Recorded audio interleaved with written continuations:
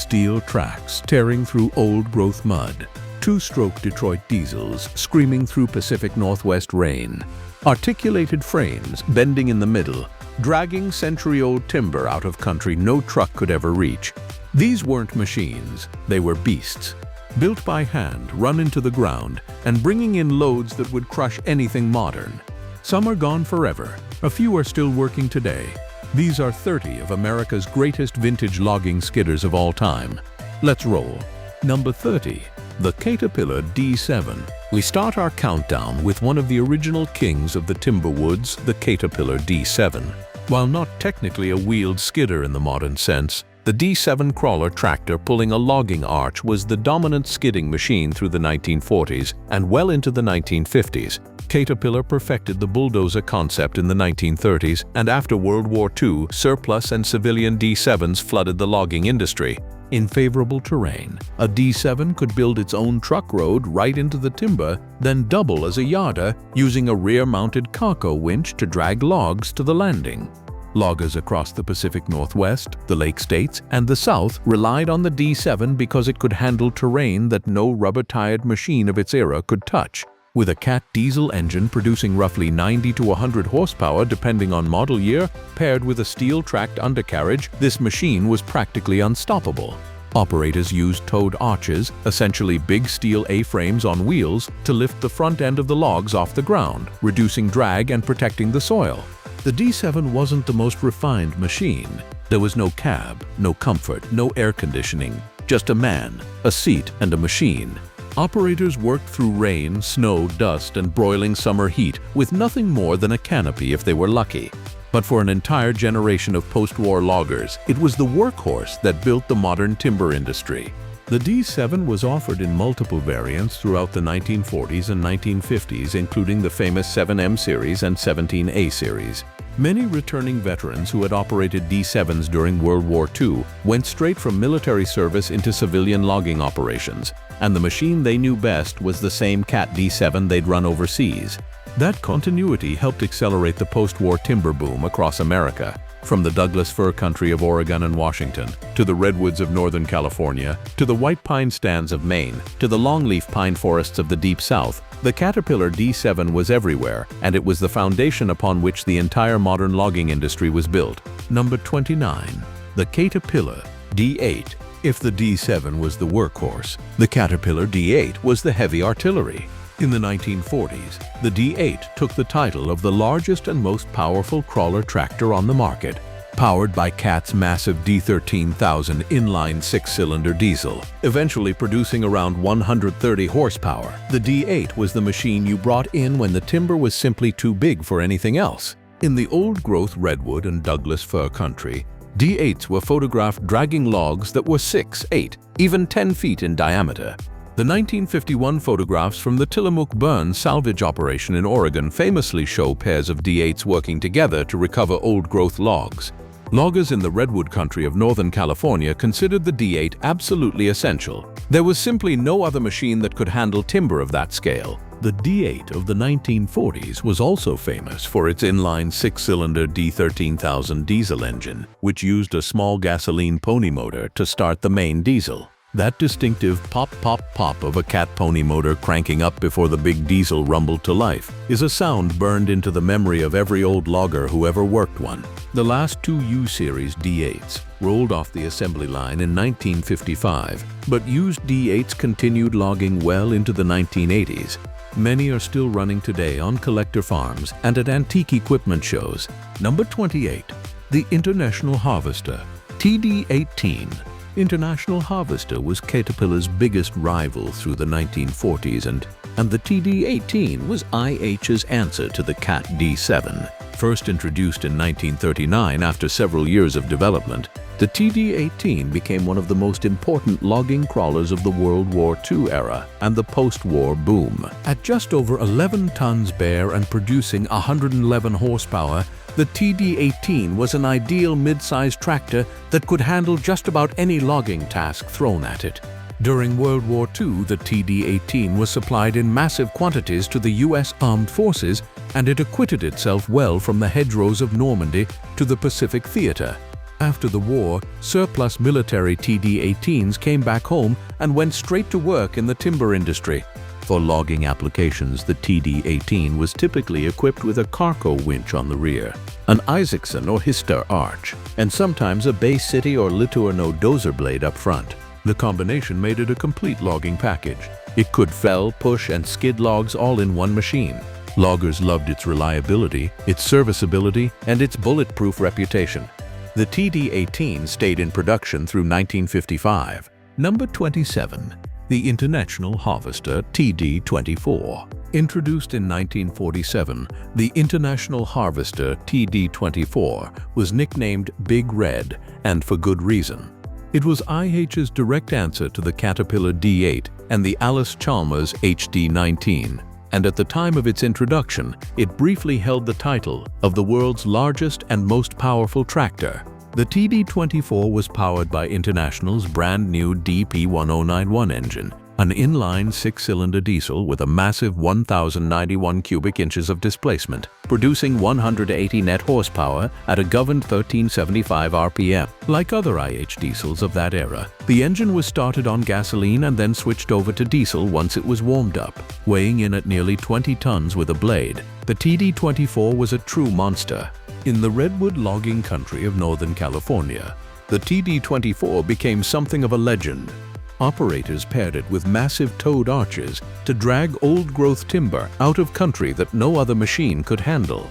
The Wilder family of California logged for decades with TD-24s, and one of their machines is now preserved at the Roots of Motive Power Museum in Willits. The original TD-24 had some ergonomic issues for logging. The cab layout was designed for farming, and winch and blade controls cluttered the operator's station. IH fixed many of these problems with the Series 241 update. Despite its size and power, the TD-24 had one persistent quirk that loggers had to work around: the gasoline pony motor starting system. The big D10091 diesel was started by first cranking up a small gasoline auxiliary engine, which then turned over the diesel until it caught. In freezing weather, getting a TD-24 running could be an ordeal that took half an hour or more. But once that diesel was warm and the pony motor was shut down, the TD-24 produced massive torque that could drag virtually any old-growth log on the West Coast. The TD-24 was eventually replaced by the TD-25 in International's lineup, but during its production run, it earned an iconic reputation in the redwood and Douglas fir country. Surviving examples are highly prized today by collectors and museums. The Roots of Motive Power organization in Willits, California, has restored an authentic TD-24 to its original factory configuration, a tribute to one of the great heavy crawlers of the post-war era. Number 26. The Allis-Chalmers HD-19. While Caterpillar and International were dominating the post-war logging market, Allis-Chalmers was quietly building some of the most underrated crawlers of the era. The Allis-Chalmers HD-19, introduced in the late 1940s, was Allis's flagship heavy crawler, a direct competitor to the Cat D8 and the IH TD-24. The HD-19 was powered by a turbocharged Allis-Chalmers diesel engine, producing roughly 160 horsepower in early versions. It was the first production crawler tractor in America to use a turbocharged engine, a genuinely innovative feature for the late 90s. With a torque converter transmission and rugged construction, the HD-19 found steady work in the logging industry, particularly in the Lake States and the Pacific Northwest. While the HD-19 never quite matched the sales volume of the Cat D8 or the IH TD-24, it earned a reputation among loggers as a tough, reliable machine that could hold its own against anything else on the market. Many HD-19s went on to log for decades, and a number of them survive today in private collections and at antique equipment shows. Number 25. The Allis-Chalmers HD-16. Following the success of the HD-19, Allis-Chalmers introduced the HD-16 in the 1950s, and it became one of the most popular Allis crawlers ever to work in the woods, producing roughly 160 to 185 horsepower depending on the variant. The HD-16 was the perfect mid to heavy logging crawler. The HD-16 came in multiple variants. the HD16A with a standard transmission, the HD16AC with a torque converter, the HD16D with a standard transmission, the HD16DC with a torque converter, and the HD16DP. Each variant was tuned for slightly different applications, but they all shared the same fundamental rugged design. Many HD16s were equipped with rear-mounted Carco or Hister winches and were used as track-type skidders pulling logs out of the woods. Loggers who worked HD16s in the 1960s and 1970s generally remembered them fondly. They had their weak points. The axles were known to strip splines under hard use, especially when operators slammed the machine from forward to reverse under load. But with proper care, they were among the most reliable heavy crawlers of their era. Allis-Chalmers continued building the HD16 series until the company's construction division was sold to Fiat in the early 1970s, becoming Fiat Alice. Number 24. The Caterpillar 525. Now we transition from the crawler era into the rubber-tired skidder revolution, and Caterpillar's eventual answer to that revolution would become one of the most successful skidder lines ever built. While the Cat 518 had launched Caterpillar into the wheeled skidder market in 1971, by the 1990s Cat was ready for a successor. The result was the Caterpillar 525, a machine that would go on to define the heavy skidder class for the next 3 decades. The Cat 525 was powered by the legendary Cat 3304 Ditta engine, a 175 horsepower turbocharged 4-cylinder diesel that set the industry standard for reliability and durability. It was paired with a 4-speed transmission, a heavy-duty torque converter, and hydraulically engaged differential locks that dramatically expanded what the machine could do in tough conditions. With its excellent balance, mechanically driven heavy-duty winch, and expanded tire options, the 525 could work in country that would defeat most of its competitors. The 525 came in cable and grapple configurations and was offered with single arch, dual arch, or swing boom and grapple options. Loggers loved the flexibility. You could spec a 525 to do almost any kind of skidding work. The cab was a major step forward from the older 518, pressurized, sealed against dust, with air conditioning standard, an air suspension seat, and tough polycarbonate windows. For a logger spending 12-hour shifts in the woods, that level of comfort wasn't a luxury.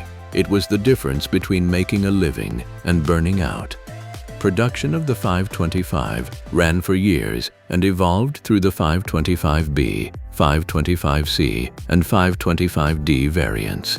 The 525B bumped horsepower to 160 net at the flywheel and added an operating weight of 35,800 pounds. The 525C arrived with the Cat C7 ACERT engine and Tier 3 emissions compliance. The 525D, introduced after 2014, runs the Cat C7.1 ACERT meeting Tier 4 final standards. Through every generation, the 525 has remained one of the most respected skidders in the woods. Today, used Cat 525s are everywhere.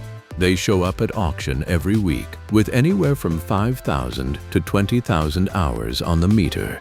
And a well-maintained 525 with a rebuilt engine and transmission will keep working for another decade. Pacific Northwest loggers, Southern pine contractors, Canadian bush operators, they all run 525s, and they all swear by them. It's the modern legacy of everything Cat learned from the 518, refined and proven across more than 40 years of continuous development. Number 23. The Timberjack 380. By the 1980s, Timberjack had grown into one of the dominant skidder manufacturers in North America, and the company was ready for a heavier machine to compete with the Cat 525 and the John Deere 640. The answer was the Timberjack 380, a big, powerful, comfortable skidder that became one of the most beloved Timberjacks ever built. The Timberjack 380 was powered most commonly by the Cummins 5.9-liter diesel, the legendary Cummins B series that became one of the most respected engines of its generation. Some 380s came with the Detroit Diesel 4-53 instead, particularly earlier units. But the Cummins 5.9 was the engine that defined the 380's reputation. Paired with a 3-speed Clark transmission, a gearmatic cable winch, and an 84-inch front blade, the 380 was a complete production package right out of the factory. Operating weight was around 30,000 pounds, with operating dimensions of 23 feet long, 10 feet wide, and 10 feet 7 inches tall. The 380 came in cable and grapple configurations, and the grapple version with the dual arch design became one of the most copied skidder configurations in the industry. The 380 evolved through the 380A and 380B variants, with each generation adding refinements while keeping the fundamental Cummins/Gearmatic combination intact. What loggers loved about the 380 was its balance of size, power, and serviceability. It was big enough to handle serious timber, but simple enough that any decent mechanic could keep it running. Parts were everywhere. The Cummins 5.9 was the same engine going into Dodge pickups, marine boats, agricultural tractors, and dozens of other applications, so engine parts were on the shelf at any diesel shop in America. The Clark transmission was bulletproof, and the Gearmatic winch had a reputation as one of the strongest mid-sized winches ever built. Today, the Timberjack 380 is one of the most common vintage skidders you'll find on the used market. Auction listings constantly show 380s and 380Bs running and operating, with rebuilt engines, fresh tires, and another 10,000 hours of life left in them. They show up in Maine, in West Virginia, in northern Wisconsin, in Quebec, in Ontario. Anywhere a small to medium logger needs a real production machine without spending $500,000 on something new. The 380 is the perfect example of why Timberjack became such a respected name. Simple engineering, proven components, and a machine that just keeps working decade after decade. Number 22. The Garrett Model 10. The first true tree farmer. This is where the modern skidder was truly born. Around 1960, Dwight Garrett introduced the Garrett Model 10, recognized worldwide as the first rubber-tired, articulated logging machine. The industry called it the tree farmer, and the name stuck. The story behind the Model 10 is the stuff of logging legend. One day, on a coffee break in the 1950s, Dwight Garrett sketched out a design on a napkin for an articulated machine that bent in the middle and was nimble enough to weave between standing trees. His chief mechanic, Mike Nanovich, took that napkin sketch and turned it into a working machine. The Garrett Model 10 was a small, agile machine. Early models were powered by small Ford gas engines and used farm tractor tires of the day. The Model 10 wasn't fancy. It had a simple winch, a small blade, and an articulated frame, but it was revolutionary. For the first time, a logger could drive into the woods, hook up a log, and skid it out without tearing up the soil with steel tracks. At its peak, the Garrett Enumclaw Company employed 87 local citizens, and tree farmers were being manufactured not only in Washington, but also in Toronto, Canada, and Gothenburg, Sweden. Buyers came from all over the world, including South America and Russia. Every modern log skidder you see today can trace its ancestry directly back to that napkin sketch. Dwight Garrett himself was a fascinating character. He had operated a fleet of trucks and buses during World War II, which by 1945 evolved into Garrett Motors, a GMC and Buick dealership. He then expanded into logging by purchasing cheap used shovels and cranes in Alaska, transporting them back to Enumclaw and remanufacturing them into log loaders.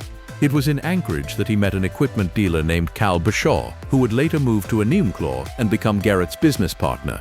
By the time he sketched the original skidder concept on that coffee break napkin, Garrett had spent years immersed in the practical realities of logging, and he understood exactly what loggers needed. The Garrett Enumclaw Company sold its manufacturing rights in the mid-1970s and gradually downsized to providing parts and service.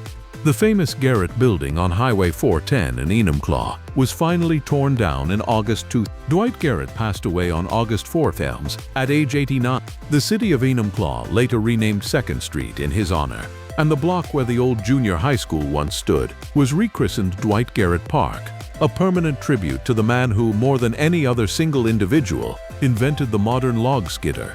Number 21. The John Deere 640.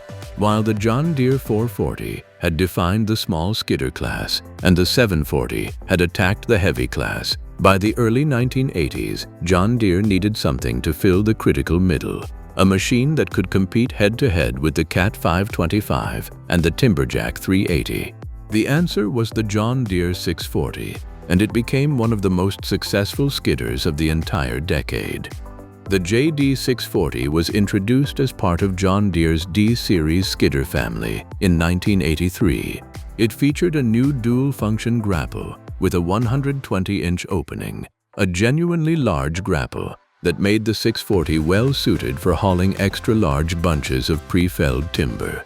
Powered by John Deere's own 6-cylinder turbocharged diesel and paired with John Deere's proven power-shift transmission, the 640 delivered the kind of integrated package that John Deere had been refining since the original 4040 in 1965. The 640 went through multiple generations across 2 decades. The 640D, 640E, 640G, 640G2, 640G3, 640H, and 640L, with each generation adding power, comfort, and refinement.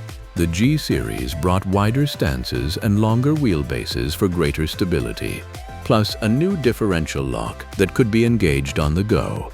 The H-Series introduced 6.8-liter Tier 3 engines with reduced emissions and an automatic load detection system that adjusted the grapple's clamping force if a load was bumped.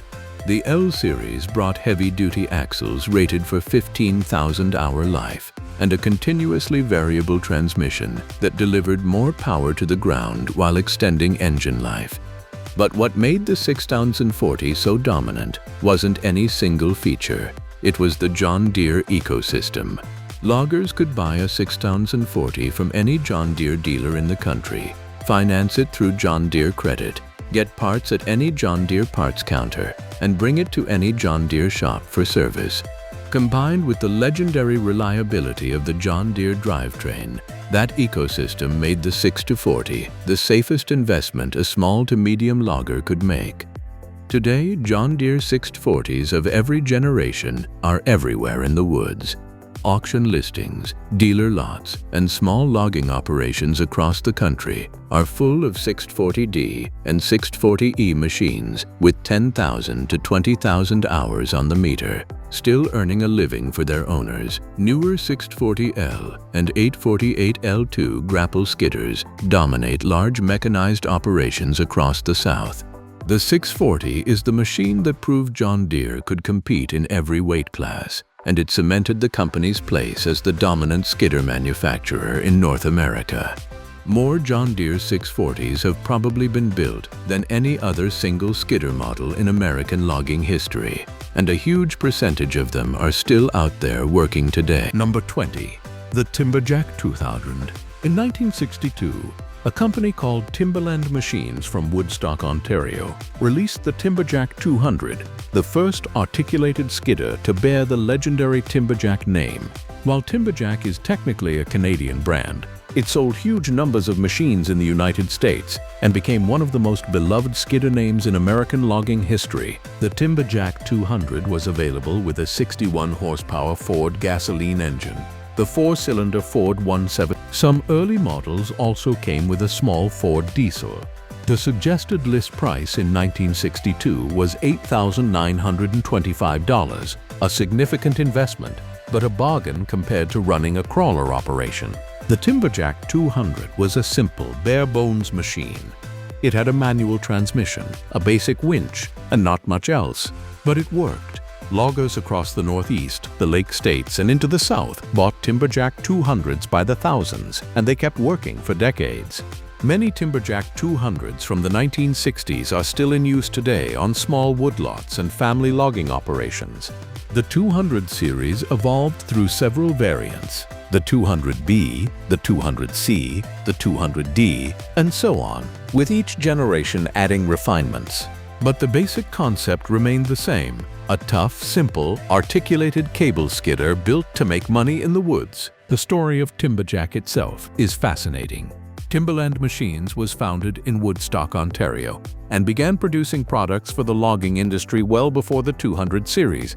The company became one of the most innovative skidder manufacturers in North America, and the Timberjack name eventually became synonymous with quality logging equipment. Timberjack would go on to build legendary later models, the 230, 240, 380, 450, 460, and others, but everything started with the 200 in 1962. What made the Timberjack particularly successful in the American market was its perfect fit for eastern hardwood logging. The 200's relatively small size, lightweight, and excellent maneuverability made it ideal for selective harvest operations in mixed hardwood forests from Maine to West Virginia. While the bigger cats and tree farmers dominated the Pacific Northwest, the Timberjack became the king of eastern logging, and its dominance in that region continued for decades. Number 19. The John Deere JD440 My. If 1962 belonged to Timberjack, 1965 belonged to John Deere. That was the year John Deere released the JD440 skidder, and the company has since said this machine changed the game. The JD440 was John Deere's very first dedicated skidder, and it was the result of years of development based on John Deere's prior crawler experience with machines like the JDMC and the JD440 crawler. The skidder version was equipped with a 70-horsepower John Deere 4-cylinder diesel engine, a 14,500-pound winch, a 70-inch high arch, and a fully integrated blade winch arch canopy and log bumper. What made the JD440 truly revolutionary, according to John Deere themselves, was that before its arrival, wheeled skidders were little more than an engine in a frame. The 440 brought operator comfort into the equation. It had a deluxe seat, complete operator protection, single-lever hydraulic control, and a powerful winch that could hold, winch, and free spool with the tractor standing still or on the go. The 440 produced 17,300 pounds of bare drumline pull and line speeds up to 159 feet per minute. It was a complete package, and it set the template for every John Deere skidder that followed. What truly distinguished the JD440 from its competitors was John Deere's approach to operator comfort and ergonomics. While tree farmer skidders bristled with 6 levers and 3 pedals, and Timberjack 200s offered little more than a manual transmission and a basic winch, the John Deere 440 introduced a single-lever hydraulic control that allowed the operator to simultaneously hold, winch, and free-spool the cable. This reduced operator fatigue dramatically and helped one-man operators stay productive through long workdays. The 440 also featured 4-wheel drive with an oscillating front axle and a differential lockout, giving it superior traction in muddy and snowy conditions. John Deere's marketing for the 440 emphasized its complete package, integrated blade, winch, arch, canopy, and log bumper, and that integration set the standard for the next 2 decades of skidder development. After 1965, every other skidder manufacturer had to up their game. The era of the bare-frame skidder was effectively over, and the era of the engineered, integrated skidder had begun. Number 18. The John Deere JD440A. In 1970, John Deere upgraded the original JD440 to the JD440A, and the new machine became one of the most popular skidders of the entire decade. The 440A bumped horsepower up to 75.5 gross flywheel horsepower and 70 net horsepower, and it added a power-shift transmission option that made operating the machine dramatically easier. The JD440A was produced from 1970 through 1976, and it became the workhorse of small to medium logging operations across America. With its 14,500-pound winch, integrated arch, and bulletproof John Deere 4-cylinder diesel, the 440A was the go-to choice for one-man and two-man logging operations from Maine to Oregon. What really set the 440A apart, though, was John Deere's dealer network. Loggers loved being able to buy parts at any John Deere dealership in the country, and the company's credit plans made it possible for small loggers to actually afford a new machine. As the saying went in the industry, it doesn't matter how good a machine is if you can't buy it. Number 17. The John Deere JD 440B. In 1976, John Deere replaced the 440A with the 440B, and the new machine pushed the formula even further. The 440B kept the trusted John Deere 4-cylinder diesel architecture but added refinements throughout the machine, improved hydraulics, better ORA-PACE protection, an improved winch, and better operator ergonomics. The 440B continued in production for several more years before being replaced by the 440C and ultimately the 440D in the 1980s. Each new generation added improvements, but the basic concept that John Deere pioneered with the original 440 in 1965 remained intact. Many small loggers today still consider a clean, well-maintained John Deere 440 series skidder one of the best investments a small operation can make. The 440 series proved John Deere's commitment to the logging industry, and it laid the foundation for the much larger 540, 640, 740, and 840 series skidders that would follow. Number 16.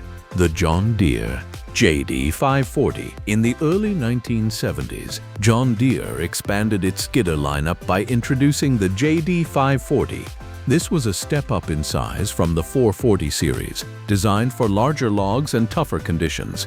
The 540 became the natural choice for loggers who needed more power than the 440 but didn't need the massive 740.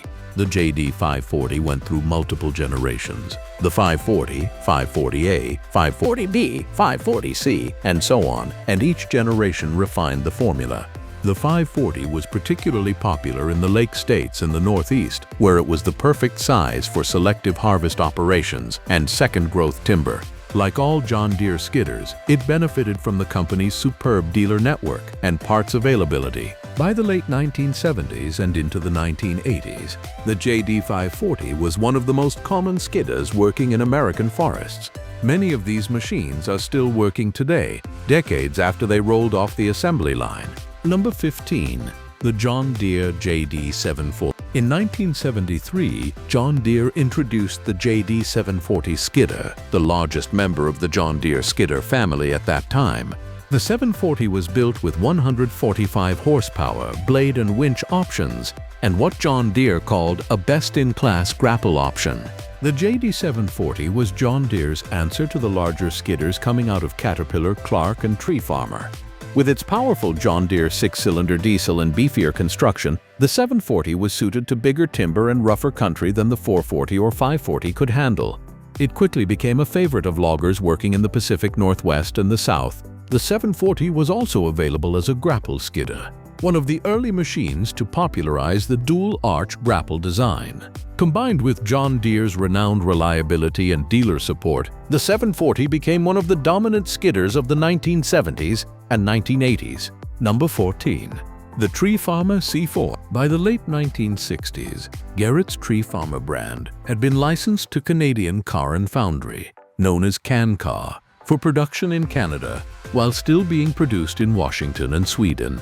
The Tree Farmer C-Series was the result, and it became the most successful Tree Farmer family of all time. The Tree Farmer C4 was the entry-level model, a relatively small machine ideal for thinning operations and small timber. Powered typically by a Detroit diesel 3-53 engine, the C4 was tough, simple, and reliable. The Detroit 3-53, a 3-cylinder 2-stroke diesel, would become one of the most iconic engines in skidder history, with its distinctive screaming Jimmy sound becoming synonymous with logging operations. The C4 proved that you didn't need a huge machine to be productive in the woods. For small operators, it was the perfect entry point into mechanized logging. Number 13. The Tree Farmer C5. The Tree Farmer C5, and especially its later variant, the C5D, was perhaps the most beloved Tree Farmer of all time. The C5D became the most popular skidder in the late 1970s and early 1980s for many regions, particularly across Canada and the Northeast. In 1974, Tree Farmer skidders changed colors from orange to lime green, a change loggers of that era still talk about today. The C5D was typically powered by either a Detroit diesel 353 or, in some variants, a Deutz F5L 912 air-cooled 5-cylinder diesel engine. The C5D used a new Process 4590 transmission, a Cotta 1610 transfer case, and Rockwell rear ends, components shared with other heavy logging machines of the era. Loggers who work C5s remember them as bare bones, no-frills machines. They had 6 levers and 3 pedals to operate, no fancy joysticks, no power shift transmissions, just raw mechanical control. They were hard on the operator's bones, as one veteran logger put it. Pulling out the stiff mainline cable on a C5D was a workout that built loggers' arms strong enough to bend rebar, but they were among the easiest skidders to service. Parts were reasonable, and the Cankar 20 winch was one of the strongest 20-ton winches ever built. The C5 became so popular across eastern Canada that it practically defined small to medium logging operations from Ontario to the Maritimes. Through the 9th, American loggers in northern Maine, upstate New York, Michigan's Upper Peninsula, and Wisconsin's Northwoods bought them by the truckload. The C5's combination of low purchase price, parts availability, and rugged simplicity made it the ideal first skidder for thousands of independent loggers, many of whom started their careers with a C5 and built their entire operations around it. Number 12. The Tree Farmer C6. Stepping up in size from the C5, the Tree Farmer C6 was a mid-sized machine that found a strong following among larger logging operations. Powered typically by a Detroit diesel 453, a 4-cylinder version of the famous 3, the C6 produced more horsepower and could handle bigger logs. The C6D variant featured a 90-horsepower DOTS air-cooled 6-cylinder engine in some configurations, as well as the Detroit option. It came with an 8-foot push blade and was equipped with a Cankar winch. Like all tree farmers, the C6 was simple, mechanical, and bulletproof. Many C6s and C6Ds are still working today in small logging operations across North America, decades after they were built. Number 11. The Tree Farmer C7D. The Tree Farmer C7D was the upper-end model of the C-Series in the mid-1970s, and it represented the peak of tree farmer engineering. Powered by a Detroit diesel 453 engine and equipped with a hinge grapple option, the C7D was archetypical of the upper-end skidder market in the mid-1970s. By the time the C7D came along, the rubber-tired skidder market was in full swing. Caterpillar, John Deere, Clark, Timberjack, and Tree Farmer were all competing for the same loggers, and each manufacturer was pushing the technology forward. The C7D was Tree Farmer's flagship, and it held its own against anything the competition could throw at it. A fully restored C7D is on display today at Thompson Rivers University in British Columbia, donated after a fire by Vic Piva of Piva Sawmills, restored over 18 months by students in the diesel engine class and heavy-duty apprentice classes. It stands as a tribute to one of the great skidders of the era. Number 10.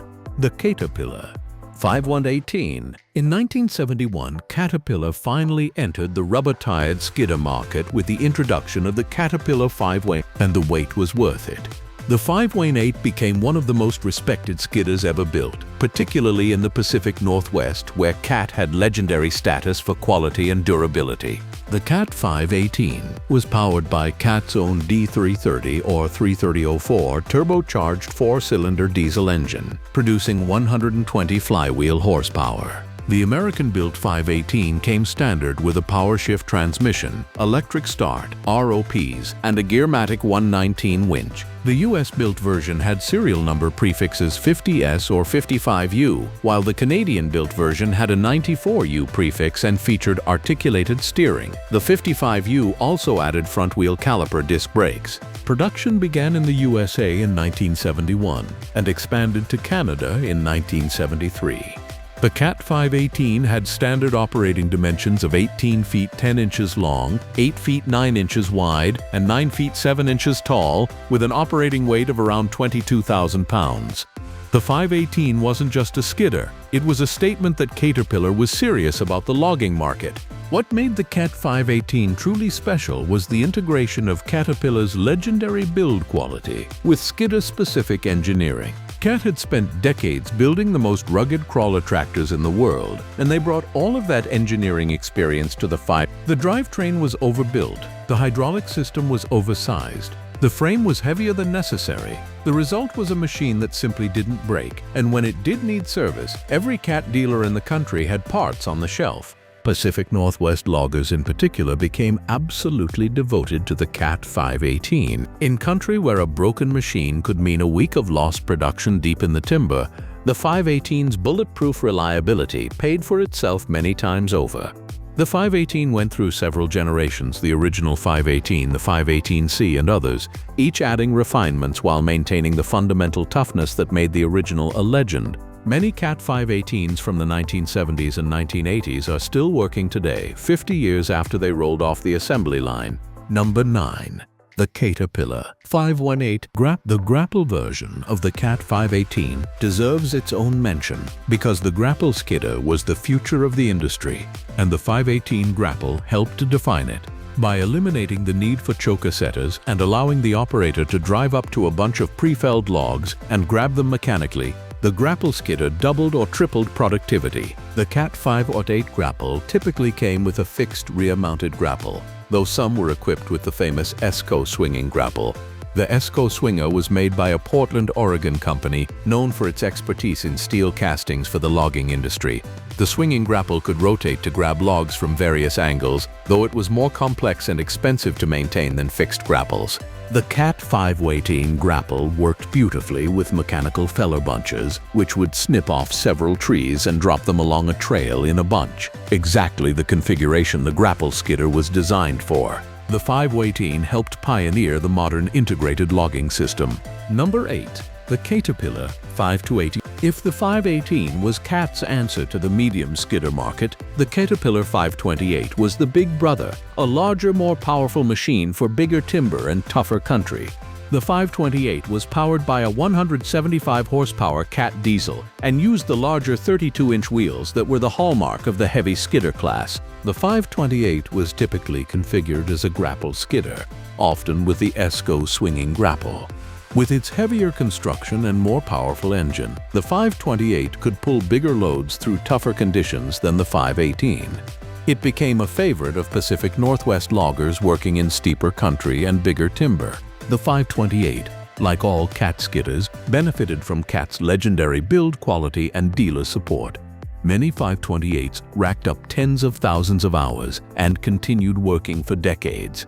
Number 7. The Clark Ranger 664. Clark Equipment Company entered the skidder market with their Ranger series, and the Clark 664 became one of the most popular medium-sized skidders of the 1970s. Loggers loved the Clark Rangers because they were what one veteran called the Cadillacs. They had automatic transmissions, one-lever steering and blade control, and a level of operator comfort that the bare-bones tree farmers simply didn't offer. The Clark 664 was typically powered by a Detroit diesel 3T53 or 453 engine and used Clark's own transmission and drive components. With its automatic transmission and refined controls, the 664 was the choice of loggers who valued productivity per hour over raw simplicity. It also had a very strong dealer parts network through the early 1980s. The Clark Ranger lineage became complicated after the early 1980s recession in the timber industry. The Ranger brand transitioned from Clark to VME, then to Valmet, then to Allied Systems, before eventually ceasing skidder production. But during their heyday, the Clark Rangers were among the most respected skidders in the woods. Number 6. The Clark Ranger 666. Stepping up from the 614, the Clark Ranger 666 was a larger, more powerful medium skidder that found a strong following in the 1970s. The 666 was typically equipped with a Detroit diesel engine, either the 453 or, in larger variants, the 6V53, and featured Clark's renowned automatic transmission. The 666 was available in cable and grapple configurations, and many were equipped with Clark winches. With its powerful drivetrain and refined controls, the 666 could haul big loads while keeping the operator relatively comfortable. It became a favorite of contractors who valued production over simplicity. Like all Clark Rangers, the 6066 was built with a high percentage of generic parts, meaning it was cheaper to fix than the vertically integrated Cats and John Deeres.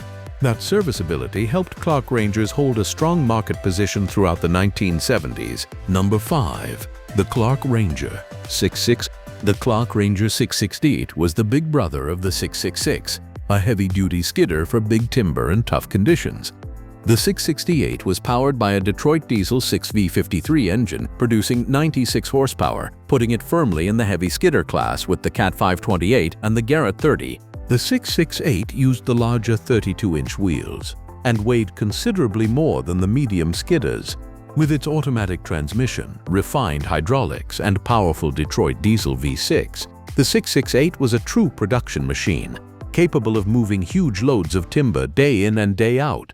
Many Clark 668s logged through the 1970s and even into the 1990s before being replaced by newer machines.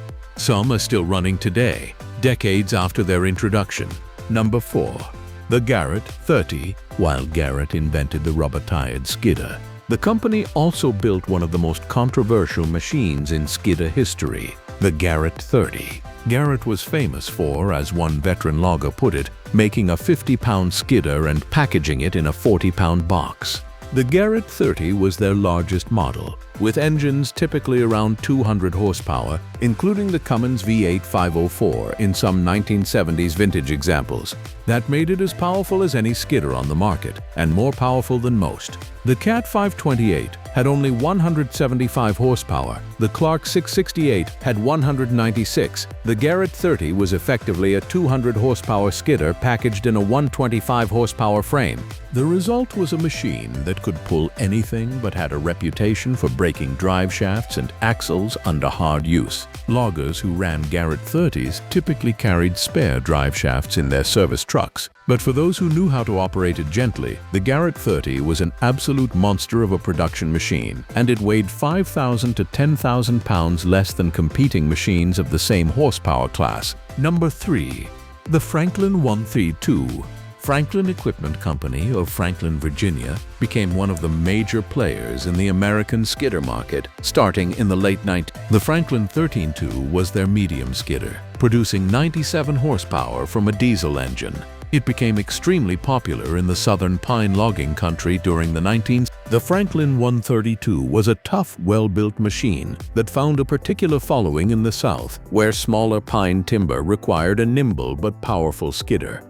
The 32 was available in various configurations, cable, grapple, and even feller buncher variants. Its operating weight ran around 23,000 pounds. Franklin would eventually buy the Tree Farmer brand from Garrett in 1990 and continued making both lines until Franklin shut down operations in 2010. But during the 1970s and 1980s, the Franklin 13.2 was one of the iconic southern pine skidders. Number 2. The Franklin 170. If the 132 was Franklin's medium skidder, the Franklin 170 was their flagship, and many southern loggers consider it one of the greatest skidders ever made. Powered by a Cummins 6BT 5.9-liter diesel in many configurations, and later by a John Deere 6.9L PowerTech producing 180 horsepower, the Franklin 170 was a heavy-duty production machine built to make money in the woods. The Franklin 170 came in numerous variants: the 170 M31A, 70 M33, 70 M66, 170 PAB, 70 S2, and many others, each tuned for slightly different applications. Operating weights ran from 25,000 to 29,000 pounds, depending on configuration. Many 170s were equipped with single-arch ESCO grapples or the famous Franklin grapple system. Loggers across the South and many in the Northeast and Lake States relied on Franklin 70s for decades. With proper maintenance, a 170 could log for 20,000 hours or more. Many are still working today, 3 or 4 decades after they were built. The Franklin 170's success was rooted in its perfect match for southern pine logging. The southern timber industry, covering Virginia, the Carolinas, Georgia, Alabama, Mississippi, Louisiana, Arkansas, and East Texas, represents the largest and most economically important softwood logging region in America. Pine plantations grow on rotations of 25 to 35 years, producing huge volumes of relatively uniform timber that needs to be moved efficiently. The Franklin 170, with its powerful drivetrain and robust construction, was perfectly engineered for this kind of high-volume production logging. When Franklin acquired the Tree Farmer brand from Garrett in 1990, it represented the consolidation of 2 iconic American skidder names under one roof. Franklin continued producing both lines through the 1990s and 2000s, refining and updating the 170 series with newer engines, better hydraulics, and improved cabs. When Franklin finally shut down in 2010, it marked the end of an era, but the thousands of Franklin 170s still working in American forests continue to honor the legacy of one of the great skidder builders. Number 1. The Timberjack 240. For our number 1 spot, we have to go back to one of the most iconic skidders of all time, the Timberjack 240, which evolved from the original 200 series. By the 1970s, Timberjack had refined the 200 series into the 230, 240, and ultimately the 380 and 450 series, but the 240 represents the perfect balance of size, simplicity, and reliability. The Timberjack 240 was typically powered by a Detroit diesel 3-53 engine, with later variants using the 4-53. It used Rockwell PR52 axles, the same axles found on the Tree Farmer C6, making parts interchangeable across multiple machines. The 240 had a robust frame, a strong winch, and the simple mechanical reliability that made Timberjacks legendary in the woods. What made the Timberjack 240 truly special was its longevity. Loggers across the Northeast, the Lake States, and into Canada bought Timberjacks by the thousands, and they kept working decade after decade. Even today, you can find clean, well-maintained 240s starting at around $15,000, and they'll still earn a small logger a living chasing tree-length wood out of selective harvest operations. The Timberjack name became so respected that when Roma Ripola of Finland acquired the brand, and later when John Deere acquired Timberjack in 2000, eventually renaming Timberjack Oy to John Deere Forestry Oy. The legacy was preserved within the John Deere Forestry lineup, but here's what truly earns the Timberjack 240 the number 1 spot on this list. More than any other machine in this countdown, the Timberjack 240 represents what a vintage skidder is supposed to be. It was simple enough that any logger with a wrench and a service manual could keep it running. It was rugged enough to log for 20,000 hours or more without major rebuilds. It was affordable enough that a one-man operation could actually buy one and pay it off. And it was versatile enough to log everything from northern hardwoods to southern pine to western fir. The 240 wasn't the fanciest skidder, it wasn't the most powerful, and it wasn't the largest, but it was the perfect skidder for the perfect moment in the American timber industry. When you talk to old-time loggers about the great skidders of the past, the Timberjack name comes up more than any other.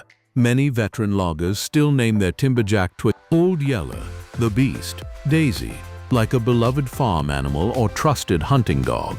That kind of personal connection between a logger and a machine is rare in any industry, but it's the truest mark of greatness in the world of vintage logging equipment. The Timberjack 2040 earned that respect honestly, day after day, log after log, decade after decade. If you enjoyed this countdown, hit that like button and subscribe for more vintage logging and heavy equipment history. Drop a comment below. Which of these classic skidders did you run? Which one did we miss? Let us know. Until next time, keep the diesel running and the logs moving.